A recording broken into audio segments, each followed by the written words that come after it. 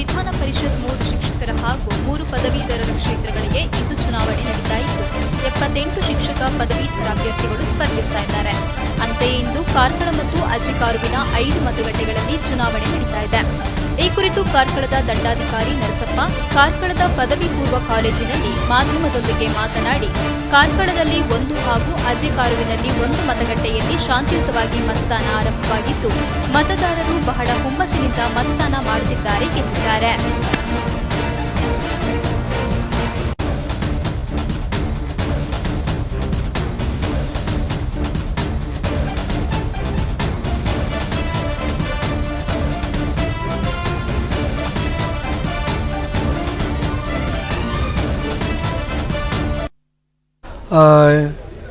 MLC ಚುನಾವಣೆ ಬಹುತೇಕ ಶಾಂತಿಯುತವಾಗಿ ನಡೆದಿದ್ದು, ಕಾರ್ಕಳ ತಾಲೂಕಿನ 5 ಮತಗಟ್ಟೆಗಳಲ್ಲಿ ಬೆಳಗ್ಗೆ 8 ಗಂಟೆಗೆ ಮತದಾನ ಪ್ರಾರಂಭವಾಗಿದ್ದು, ಅಜೆಕಾರ್ ಮತ್ತು ಕಾರ್ಕಳದಲ್ಲಿ ಮತದಾನ ನಡೆಯುತ್ತಿದ್ದು, ಶಿಕ್ಷಕರ ಮತಕ್ಷೇತ್ರದಲ್ಲಿ ಕಾರ್ಕಳದಲ್ಲಿ 1 ಮತಗಟ್ಟೆ ಮತ್ತು ಅಜೆಕಾರ್ನಲ್ಲಿ 1 ಮತಗಟ್ಟೆಯಲ್ಲಿ ಮತದಾನವಾಗುತ್ತಿರುವುದು.